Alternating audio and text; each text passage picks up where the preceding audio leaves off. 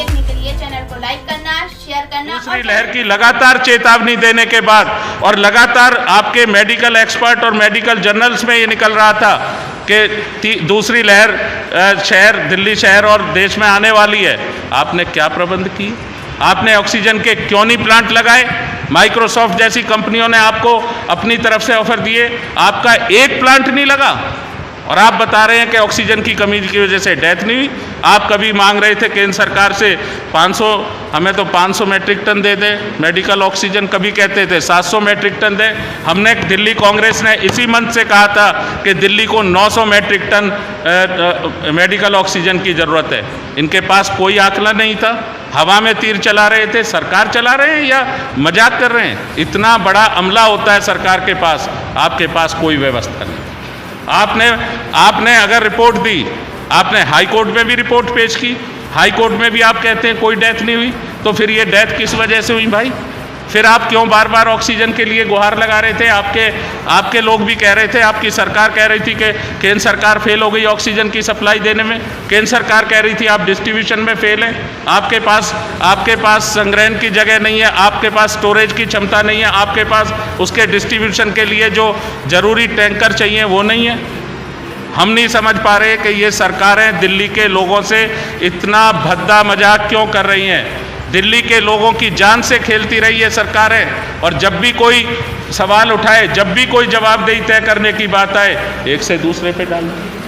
ये दिल्ली के हालात गुजरे हैं और दिल्ली की इन मौतों के लिए, जिनमें ऑक्सीजन की डेथ के लिए अगर आप बयान में ये कह रहे नहीं हमने तो ऐसी कोई रिपोर्ट नहीं दी, तो भाई क्यों नहीं दी? आप बताइए खड़े होकर दिल्ली के मुख्यमंत्री के रूप में कि हाँ हमारे यहाँ ऑक्सीजन की कमी की वजह से डेथ हुई थी, और नहीं हुई तो आप उन पेशेंट को, लोगों को, जब उनके घर और परिजनों को जवाब दीजिए कि उनकी डेथ फिर क्यों हुई भाई।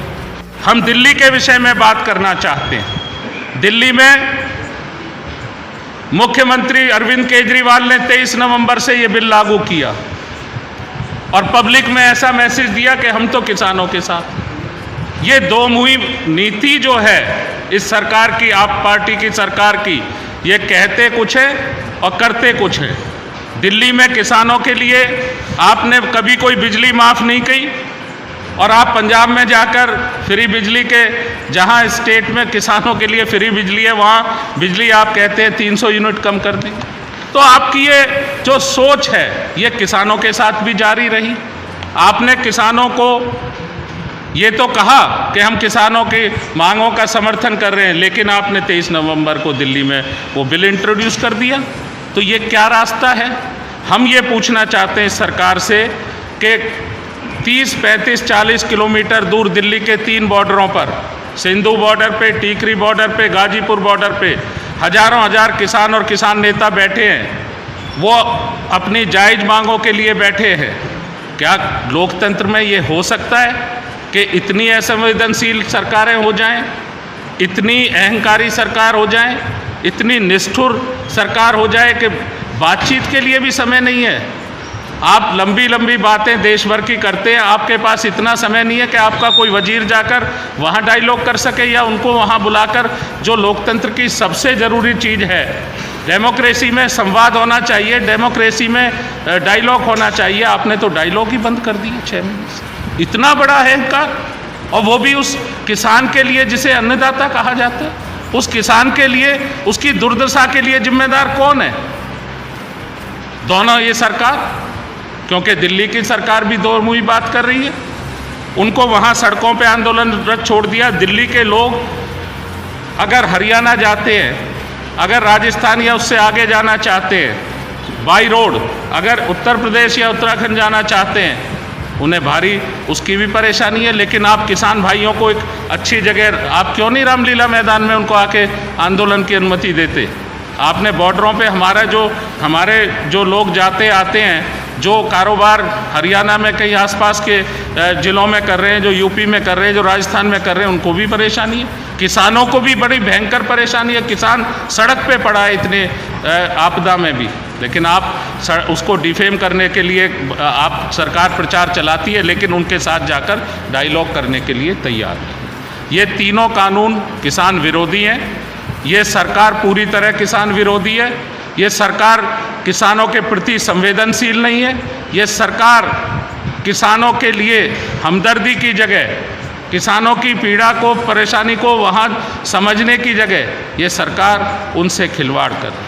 ऑक्सीजन क्राइसिस को लेकर भी दिल्ली में मौत का तांडव पूरे देश ने देखा है, विश्व ने देखा है।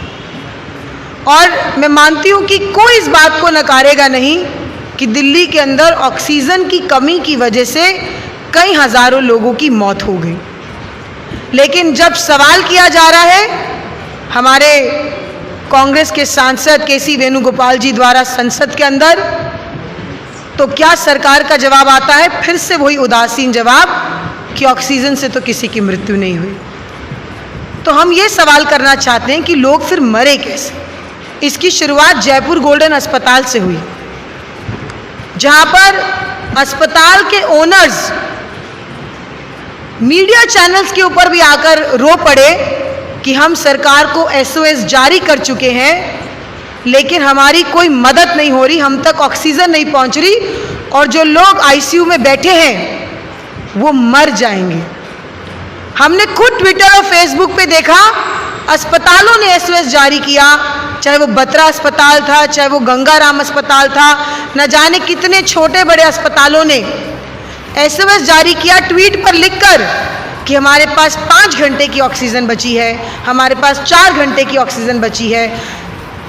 डिजिटल एविडेंस को भी दरकिनार कर कर ये लोग इस तरीके की बात कर रहे हैं, जिस एविडेंस को किसी इंक्वायरी की जरूरत नहीं है। डिजिटल एविडेंस आज भी उन ट्वीट्स के माध्यम से उपलब्ध है।